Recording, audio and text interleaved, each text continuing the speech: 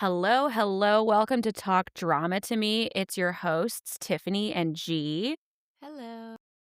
Hello. Yes. Today we have our first guest ever. We've never had a Yes, guest. ma'am. What's up? We have Caitlin from No Sleep for Dramas. Do we say our resident expert on all things Asian dramas? What's your bio, Caitlin? Sure, I guess I could take that title. I don't consider myself an expert, but sure. Expert in our hearts. Yeah. Yeah, we're so excited you're here. Thank you so much for taking the time to speak with us two Looney Tunes about the vertical world and taking me on my journey of my very first C drama. Yeah, I'm excited. I'm really excited to hear your thoughts specifically. I cannot wait. Oh, my layout that I usually do is so it's fresh in my brain. I watch it like pretty much within the hour or two before recording. So I just finished maybe watching it like an hour ago, my section. And I texted her immediately and she had one text comment back and it was just excellent. That's all she said. Oh gosh. So yeah, I'm excited though. What a world. Caitlin, please share with us your perspective on vertical C dramas. For people who've never watched a vertical C drama, I've watched about 26 minutes of one.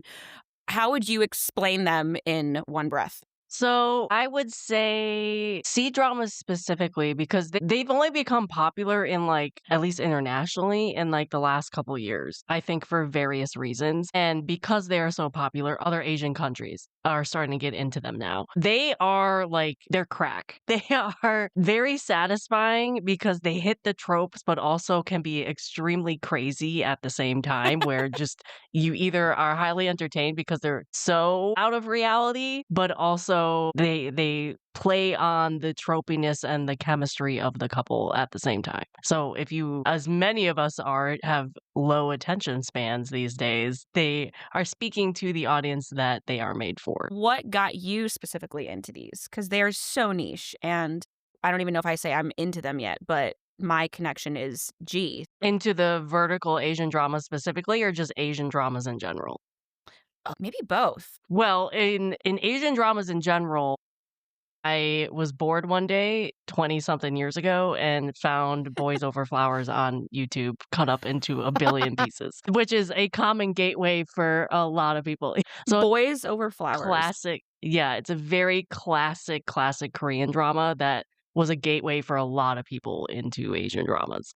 Yeah, and it has a bunch of different remakes and everything. It's a very well-known Korean drama that made all the cast a household name at the time. And then I went down the Lee Min-ho route and watched a bunch of his dramas. So yeah, so that is how I found Asian dramas. Vertical C dramas, so I had never checked one out. And then one of the hosts, and I don't remember who, or I think it was Natalie, maybe. One of the hosts of Certified Nunas, which is another Asian drama podcast, started talking about these vertical C dramas on their podcast and how addictive they are. And they're just crazy. They're you can see basically everything in every trope and every dramatic thing in a vertical C drama. So she got me curious with how dramatic she was describing these. And so I found one randomly on YouTube again and just watched it and was like, okay, I could see why they're appealing to people. So that's kind of how I started.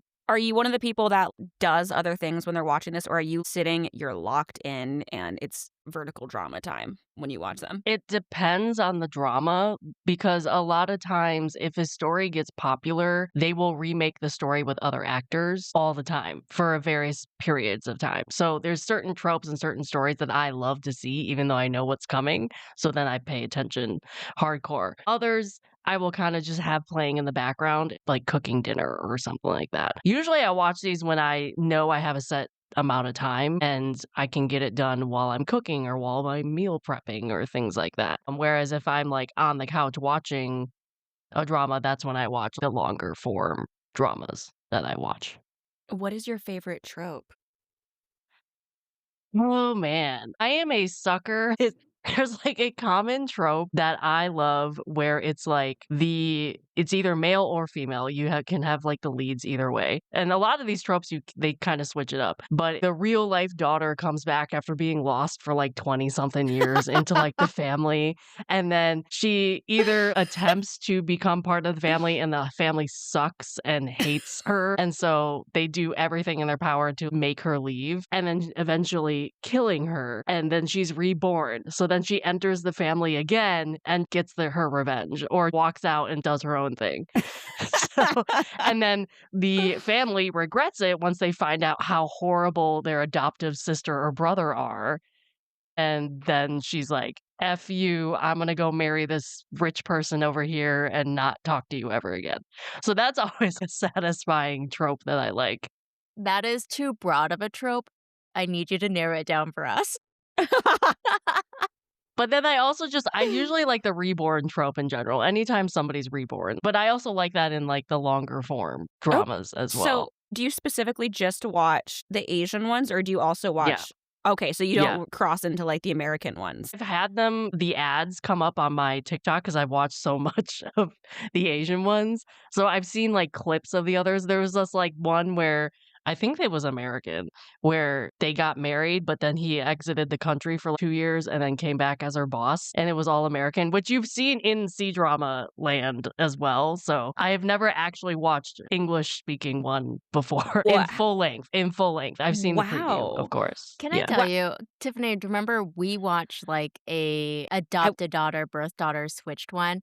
Caitlin, they don't hit as hard as the Asian ones do. There's something like very unique about Asians' thirst for bloodlines that really impacts or gives the story depth in a way that for Americans, it's like, what does this mean? What is happening? Right. But also, it's like if you watch, and I don't know how crazy the other countries, but they have like behind the scenes of all of this, and they're on wires being thrown against a wall or being like 5 feet in the air because they're like hit with a car or something like that. The behind the scenes of these C-drama verticals are crazy of how they're shot and whatever. Budget is budgeting. Over the years, yes. So like they've gotten popular, like very popular in the last couple years. It's become a problem because these actors are now demanding actor fees that the studios can't pay because they become so popular. Like they have their own fandoms and everything. And like there's couples that have their own fandoms. The couple we watch have done 22 dramas together and they're engaged and they have their own fandom. Wait. Tiffany, your face. This girl is 11 and she's engaged to this person? She is actually 28. And how old is he? 50? He is 32. Maybe 34. 50. I don't know. That's I have to not check his age. He's not 50. He's in his 30s. They look like they have a 25-year age gap, and she's like 4 They feet do. tall. Yes, like, they oh my do. gosh. I was so uncomfortable. That's literally what I texted G. It's like, I'm at minute 4 Yes. and I'm already uncomfortable. Yeah, so that has become a problem where it is very popular nowadays, but they can also churn these out in 3 days. So they're done filming these in like 3 days flat and then can edit them and produce them or whatever. So there's like entire studios just churning these out, and these actors are doing them in a very, very rapid pace, I wonder what especially if they're popular. Their work day, though, like, is that like a... Yeah, it's a long day. Long day. Like normal Chinese actors, if they're popular, are working 13, 14 hours a day on a drama. So I can't even imagine if they have a 3, 4, 5 day schedule for these, they're probably working long hours. Yeah. Oh my gosh. I'd be curious to know like how much they get paid for that. They But get paid a lot. They get paid They a do. lot of money per episode. A lot of money. oh, it's per episode too. Yeah, I think in America it's not like it's like non-union and I think I looked this up the other day. Let me Google it really quick because it was a lot of money, like more than I thought it would be. man, if my boyfriend was a fair-skinned Asian man, I would send him to China. China. My boyfriend is an actor, very sexy light-skinned man, and G and I joke that we're like, we're never gonna see him in these because We might see him in a werewolf drama. they though, like white because- people. Yeah. Yeah, so according to Google AI, actors in vertical dramas typically earn between $350 to $500 per day. that they film. They can easily make up to $8,000 per project, which is, to me, a lot of money if you're shooting 5, 6, 7, 12 dramas. Oh, wait, so but how many is it an episode per day? Because I see that No, they probably shoot these in a week. It's like 7 days to shoot the entire drama. when I think of like like a union rate in America, that would like $300 a day, I feel like that would be rough. It depends how popular they are. It depends on the negotiation. Some of the top people are earning 8, 10, 15,000 a drama, depending on what they are. So it depends on negotiation. In the, like, K vertical space, I have seen some Easter egg actors, like old school veteran actors come in Yeah. for, like, the banquet scene or something, right? And I have to imagine they've gotta be paid well, because otherwise, why Yeah. would they come play, right? I mean, same with C-dramas, like, you see some pretty popular C-drama actors and actresses in these nowadays, especially, as you said, like, some that may not have a lot of work in long form anymore. They kinda have had a resurgence in the short form because it's easier to get work, but that also adds to the actor fees, and it's becoming a problem.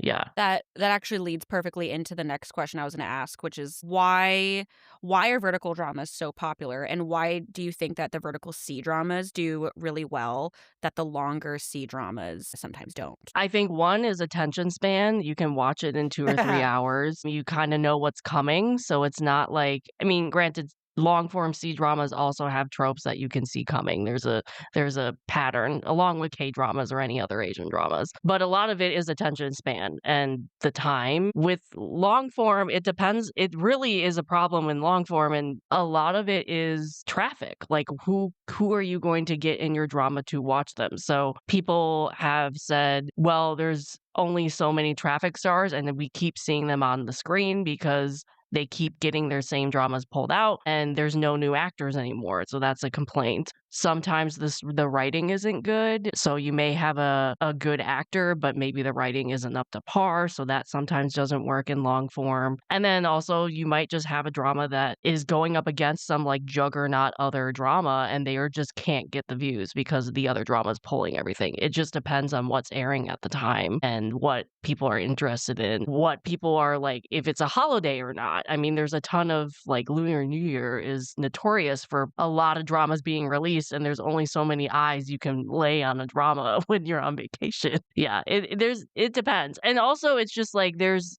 times where there's a long form drama that's kind of the unknown drama that all of a sudden becomes popular and shoots these people into stardom. That has happened. There's one of them at least once a year nowadays. Like for example, Imperial Coroner season 1 when it aired, they were kind of unknown and that became like a hidden gem. And so they made a season 2, which just aired this past month, seems to not be doing as well, mainly due to probably the other dramas that were airing around it. So I think it just depends on what people want to see and everything like that. It's a combination of things. Well, I do have to say, even though this one had some challenging moments for me, I actually did go beyond where G put the part 1. I didn't go too much farther because then I was like, you know what? Mhm. I'd rather them just explain this to me.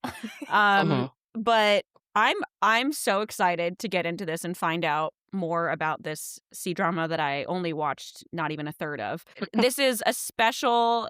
We are exploring C dramas for the Lunar New Year. It's a 2-part crossover episode for our first ever C drama, especially my first C drama. Part 1 is going to be here on our pod, and part 2 will actually be on Caitlin's podcast, No Sleep for Dramas. So you've said Yu Long and Yang Mimi are one of your favorite vertical couples. What makes them so compelling? I think it is their chemistry. So yes, they look like they have a huge age gap, but she actually is 24 and I want to say he's 34, so they're 10 years apart. But they have done 22, 24 dramas together at this point. The reason why they like have done so many dramas together is because people like them together. They like request that they are together because their chemistry is just so good. In my opinion, that's why I like them a lot. Did they meet on a movie or Yes, yes. Okay. Yeah, they are officially engaged as of last year. They met while filming.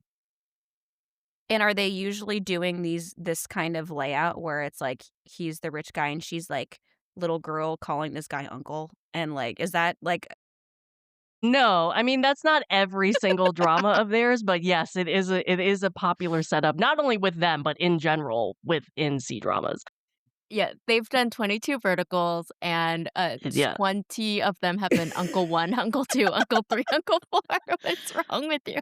listen, I'm like, I rewatched the first couple minutes because I thought surely I'm missing something here. Why is she calling him uncle? Like, is this her I uncle? can And I can explain that. yeah, okay, yeah, He's not actually her uncle. it's her friend's uncle, right? Yes, but you don't so hold on, I can explain that. I wanna Google it just to make sure I understand it Okay, yeah, yeah. correctly. But yes, he is not actually her uncle. I would bet it's like the Korean oppa. Oppa literally translates to brother, but you call the close older men in your life oppa, but they're not actually your brother.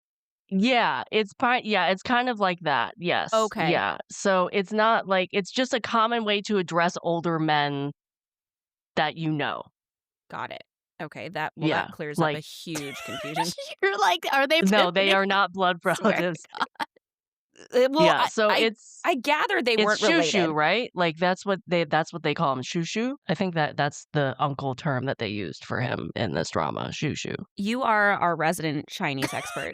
You're gonna have to tell us, Caitlin. I'm so sorry. I So know, it yeah. just I mean, there's different terms depending on who you're talking to in Mandarin of uncle, but they all translate to uncle. So, like, you could be talking about somebody who's related, but also talking to somebody who is not related to you, and they all translate to uncle. It just depends on who you're talking to and how they're related to you. Shushu is not it can be a blood relative, but it also is not a blood relative. It just depends on the relationship. He is not blood related to her though in this drama.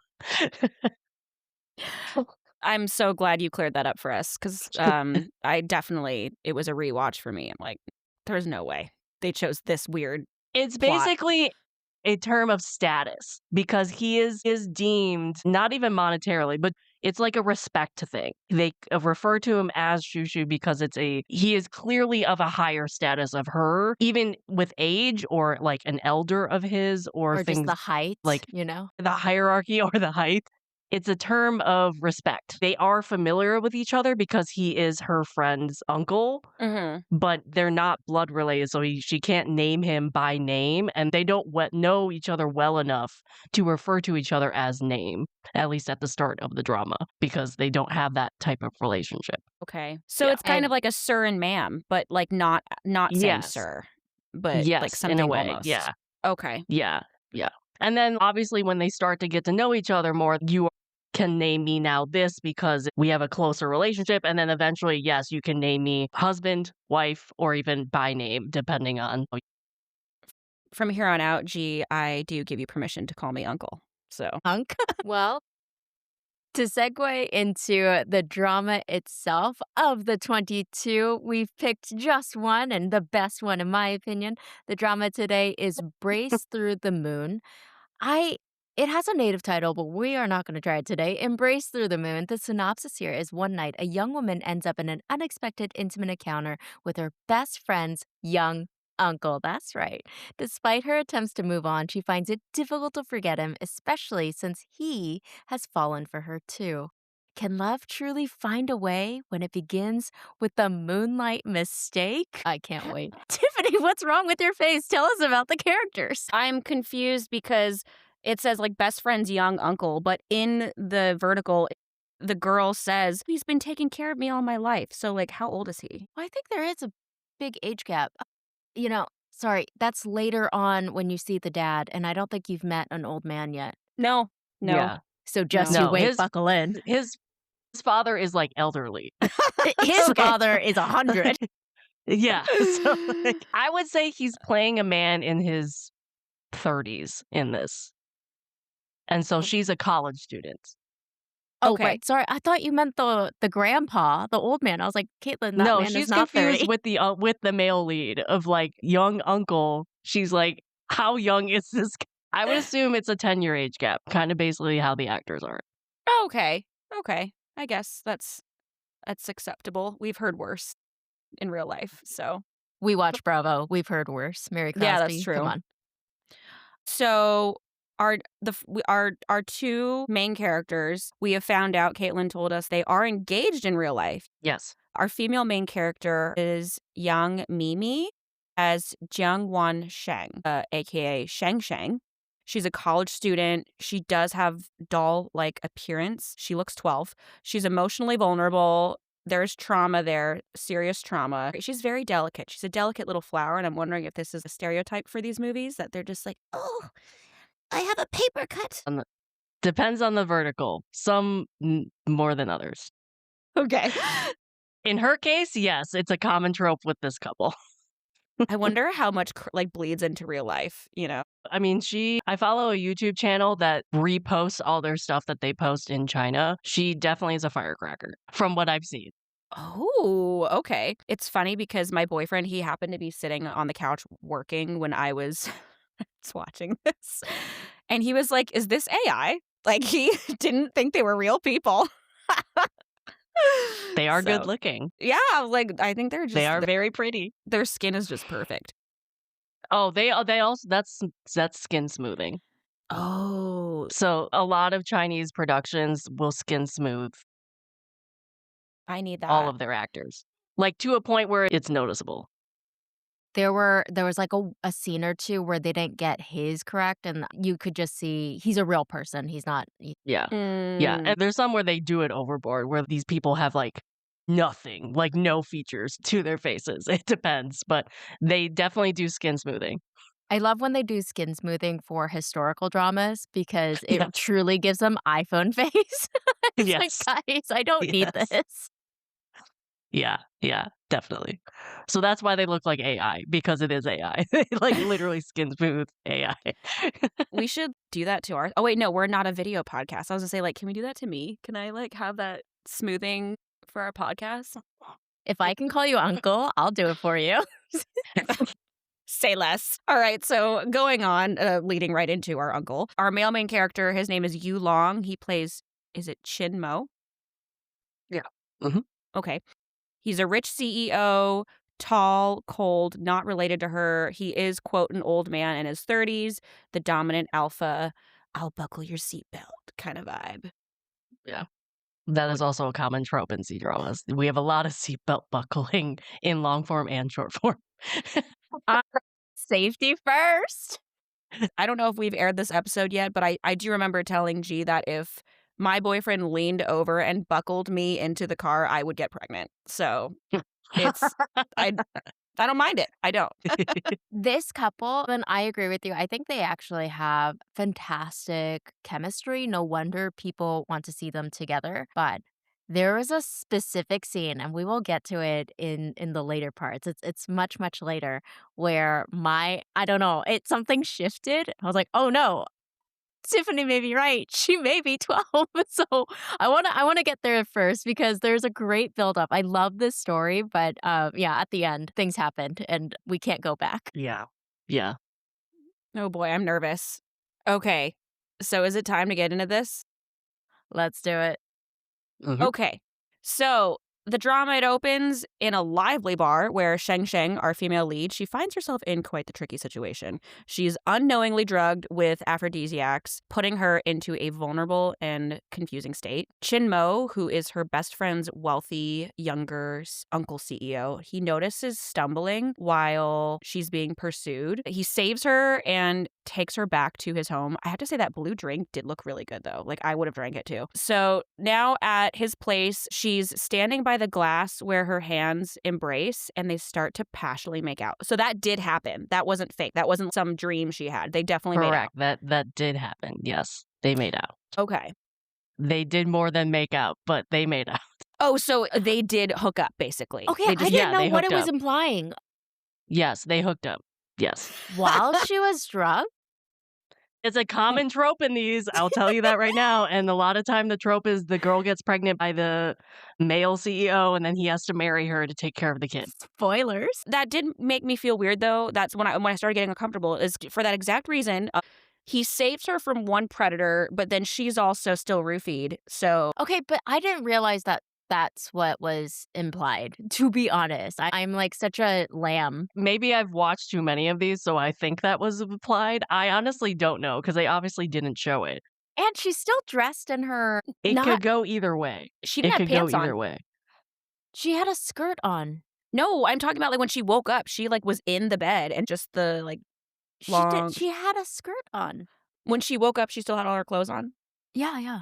Maybe that's part of the kink for him. I don't know, but it was. Jesus Or Christ. maybe they didn't. Maybe I was just assuming they did because it's happened so many times in other dramas. I honestly don't know. I know how this ends. But like even him making out with her though, Yeah. dude, she's like not 100% right. You just saved her, and now you're sliding on in. I don't know, no pun intended. But so that was weird. But we did love seeing him, right? Because when he came up on the screen, and I'm not, don't smoke, everyone. Children don't do it. But when he was smoking, and I was like, oh, someone knows he's hot. Okay.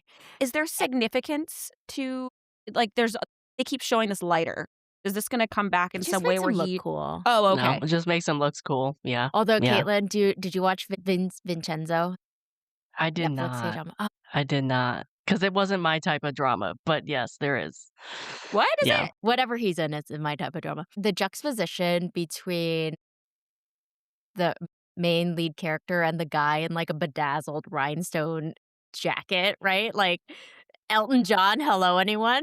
I thought, come on. There really is no comparison. One's a man and one's, I don't know, Elton John. I will say maybe they didn't sleep together because, again, 9 times out of 10, if they do, the female usually gets pregnant. So maybe they didn't because that never came up. Is that a spoiler that she doesn't get pregnant now that I know in this entire movie? Well, now it's ruined. Sorry. It's kind of ruined. But, like, no, it's not really significant at the same time. It actually didn't even cross my mind, so don't worry about it. All right, so let's move on. So she wakes up, she's super confused, doesn't really know what happened. Now we're at the cafe where Sheng Sheng works. Her best friend, Zheng Mao, stops by and Sheng Sheng gifts pastries for Uncle Qin Mo's birthday as thanks for saving her. So at Qin Mo's birthday party, he is touched by Sheng Sheng's pastry gift that Zhang Mao delivered. However, his attention is soon diverted when he spots her just dashing into another club room. That was so weird. There's only one club in this town, apparently. Yes. But also, why was she hiding? It was just like, just like going across. Scurrying. Well, I also don't think she knew that he was there. Like, I don't think she knew where the party was. She just knew he had a party. Oh, that explains it. Because why wouldn't she just give the pastries herself and then just like ran? Yeah, I don't to think it? he was. I don't think she was invited.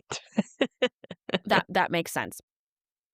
Which confused me because why wasn't she invited at the same time? Yeah, if he like likes her so much and she just spent the night and everything, why wasn't he like, hey? Well, not even he just likes her because why didn't her friend invite her? Excellent point. Yeah. That's so true. She just went to her She didn't know job they and made was out like, the night before. right. Oh, that's true. Yeah, She could be that's like, true. these pastries you could deliver. Oh, you're right. She's not really a Right. girl's girl. Good catch. No, Mm. no, not really. Yet. Uh, so they're at the party. Shang Shang is there to pick up her drunk brother. She was not invited, as we said, but chaos erupts when one of her brother's friends tries to hit her with a bottle. What an escalation. Oh my gosh. So Qin Mo intervenes, his bodyguards quickly subduing the assailant. When he notices a cut on her leg, he then scoops her up, forcing her to cling to him in a flustered ragdoll-like state. And this is where I'm like, why is he carrying her for this paper cut on her leg? And then we see this again. Is this like a thing that's common? That they just get Yeah. carried everywhere? Yes. Yeah.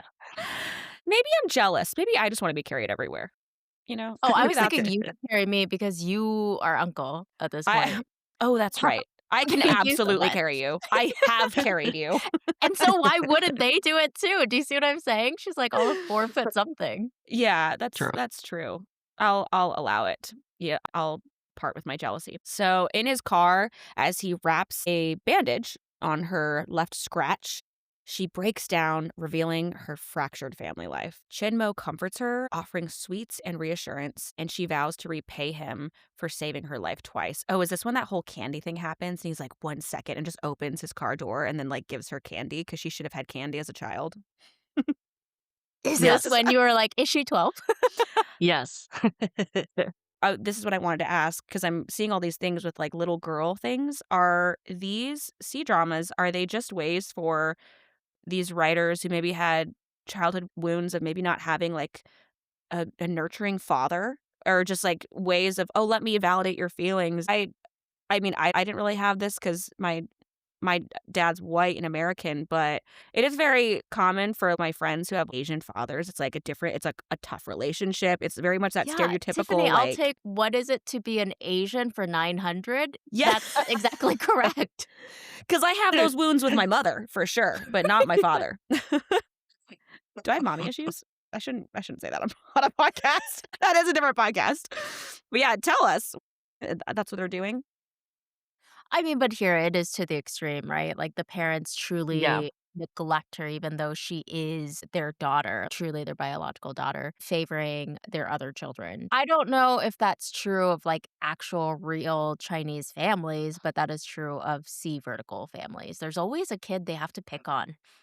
Yeah. Yeah, And she's but the I one. think it is somewhat true with Asian families. Like, I've had friends from various Asian cultures who, especially when it comes to the gender, like, Yeah. differences, and males are always favored over females and that type of thing. And of course, we have China with the one child policy and that type of stuff. I mean, it's a common trope you see a lot when it comes to the family type dramas. Like, C dramas are known for having wonderful stories when it has to do with the family unit and things like that, but it is a common trope. There is a common trope that comes on where it's like older sibling has to take care of the younger sibling because they have crappy parents or parents who left them or things like that. But I mean, you kind of see that sometimes in American shows too. But yeah, it's a common thing. It just reminded me, I actually do have a friend. I remember she told me that some of her family in Taiwan, they don't consider her family because her father only had daughters. Like he's not as manly or something because he never had sons. He just had his daughters. I'm like, what? That still happens?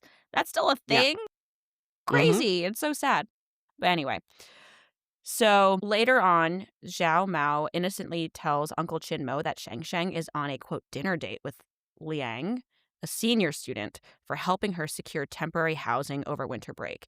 Zhao Mao is worried about Sheng Sheng not replying to her after her date with Liang. Qin Mo, consumed by this jealousy, he rushes to find her only to discover that she's evicted and walking alone in the snow, lost in memories of her mistreated childhood.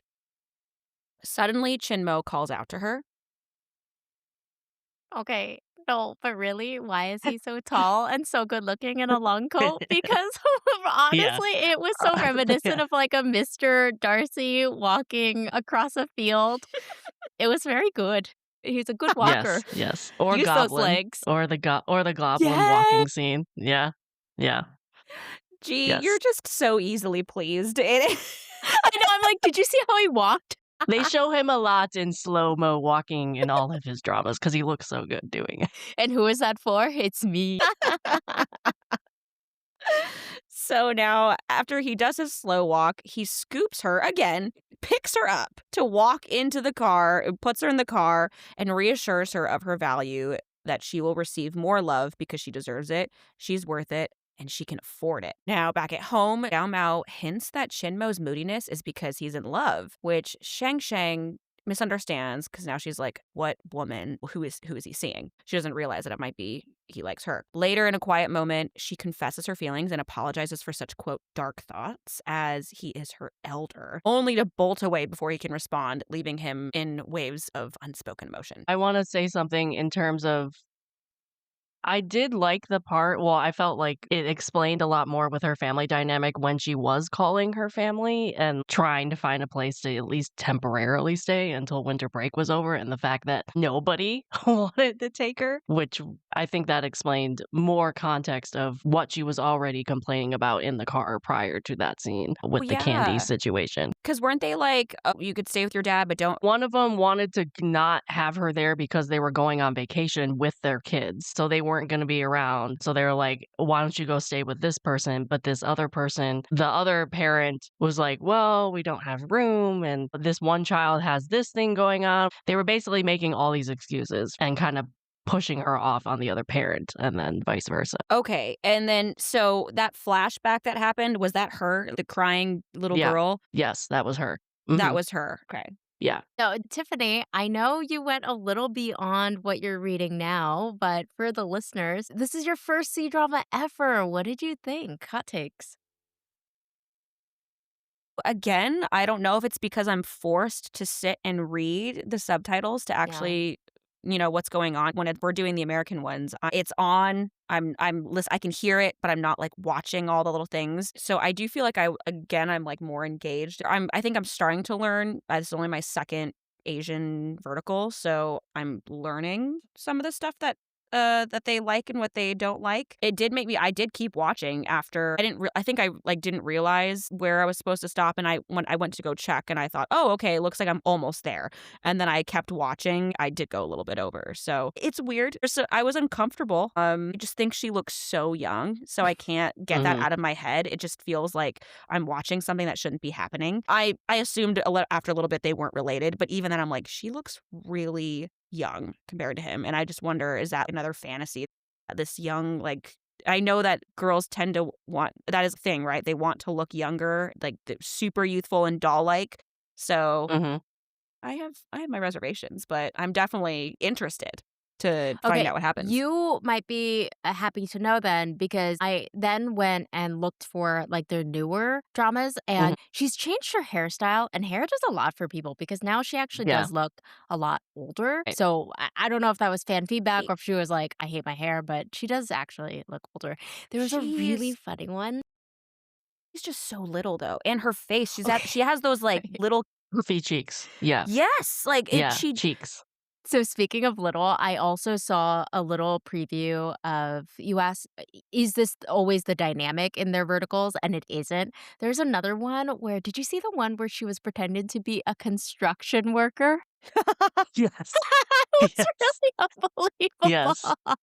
Yeah. do you And have like a then little pink hammer, like no, she had like bricks on her back or something. I was like, this is Yeah. not that's a safety hazard. Someone get help it, her. girl? And then he I'm so glad we picked one where he's wearing his, like, slutty little glasses because I saw Mhm. one with no glasses, and the man needs glasses.